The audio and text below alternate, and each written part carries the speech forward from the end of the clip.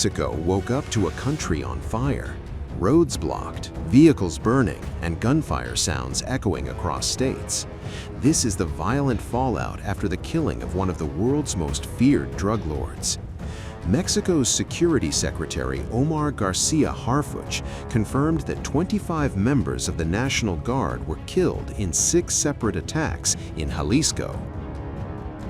This was following the death of Jalisco New Generation Cartel leader Nemesio Oseguera Cervantes, better known as El Mencho. President Claudia Sheinbaum called for calm, announcing that security forces had cleared all major roadblocks. We are making a respectful call to the violent reactions were reported by a criminal group in various regions of the country, primarily road blockades, the burning of vehicles, attacks on gas stations, commercial establishments, and banking institutions, as well as cowardly aggressions against authorities and acts of arson. President Claudia Sheinbaum's primary objective is to protect the majority of these blockades. Yesterday they were removed, and today we're in a completely new state. No blockades. The main roads were cleared, and the areas that were still impacted are under operational control and fully cleared, with the considerations you mentioned. In cowardly attacks following the operation for Mencho's detention, 27 cowardly aggressions against authorities were reported. In Jalisco, 6 aggressions were recorded, where, regrettably, 25 members of the National Guard, 1 custodian, and 1 from the State Attorney General's office lost their lives. Omar, it's important to mention, but they are clear. Some flights were preventatively suspended by the airlines themselves, particularly those heading to Puerto Vallarta, and we expect that sometime today, or at the very latest tomorrow, all flights will be fully reestablished. This report is important. Clarity regarding what intelligence information was shared by the United States to be able to establish this cordon and achieve the arrest of this individual. No United States forces are involved in the operation. Instead, there's a lot of information exchange, as we've said here many times. Our understanding with the U.S. is fundamentally based on intelligence and information sharing.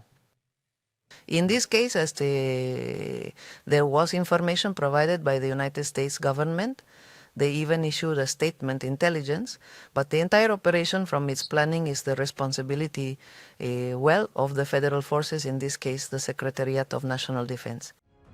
El Mencho was the head of one of Mexico's fastest-growing and most ruthless criminal organizations, the Jalisco New Generation Cartel, accused of flooding the United States with fentanyl, methamphetamine, and cocaine.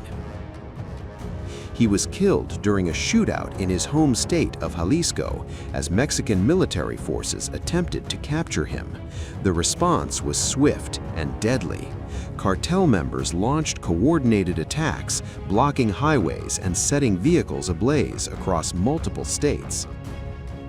Authorities say more than 250 roadblocks were reported across 20 states. Alongside the 25 National Guard members, a prison guard, a state prosecutor's agent, and an unidentified woman were also killed.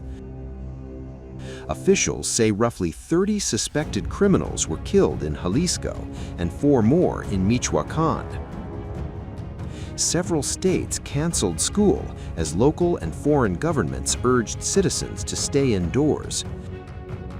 The White House confirmed the United States provided intelligence support for the operation and praised Mexico's military for taking down one of the most wanted criminals in both countries. But President Sheinbaum emphasized there was no direct involvement of U.S. forces, only intelligence sharing. Mexico is betting that the fall of one of the world's most powerful fentanyl traffickers could buy it breathing room in Washington's escalating crackdown on cartels. A high-profile death, a powerful signal, a calculated message to the United States. Action is being taken. But across Mexico, the mood is anything but calm.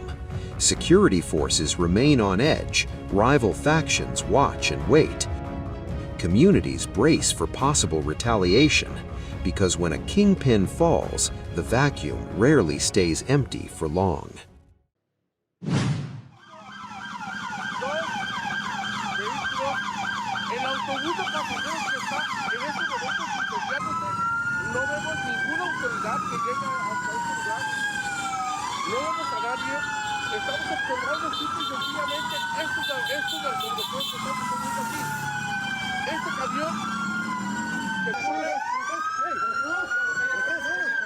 Mexico is burning. From the beaches of Puerto Vallarta to highways stretching across western states, flames have engulfed vehicles, roads have been sealed off with burning barricades, and terrified residents have been ordered indoors. All of it triggered by one name, Nemesio Oseguera Cervantes, better known as El Mencho, the feared leader of the Jalisco New Generation Cartel. And now, after his reported death in a military operation, Mexico is facing a wave of coordinated cartel retaliation unlike anything seen in recent years. According to Mexico's Ministry of Defense, El Mencho was wounded during a confrontation with federal forces and later died while being airlifted to Mexico City. 7 alleged cartel members were killed in the operation. 3 soldiers were injured. But it was what happened next that sent shockwaves across the country. Within hours, so-called narco blockades erupted across multiple states. In Puerto Vallarta, drone footage captured apocalyptic scenes. Buildings and vehicles were engulfed in flames. Thick black smoke rose high above the coastal skyline. Some individuals were seen deliberately setting vehicles on fire, transforming major avenues into burning choke points. Authorities confirmed shootings, torched vehicles, tire spikes placed at access roads, and coordinated blockades across key routes. The municipal government of Puerto Vallarta urged merchants and service providers to temporarily close their establishments for safety. Residents and tourists were told to avoid affected areas and limit non-essential travel. Puerto Vallarta is not just a tourist hotspot. According to federal authorities, it is one of the key operational hubs from which the CJNG coordinates activity nationwide. That explains the scale and speed of the retaliation. The violence did not stop there. In the neighboring state of Nayarit, buses and cars burned on deserted highways as firefighters battled flames under armed guard. State officials urged residents to remain inside their homes while federal forces reinforced security. Reports of road blockades and burning vehicles emerged from at least 10 states, including Jalisco, Nayarit, Michoacán, and Tamaulipas. The ripple effects reached Mexico City. A National Guard convoy escorted a forensic ambulance through the capital's streets to the headquarters of the Specialized Prosecutor's Office for Organized Crime along Paseo de la Reforma.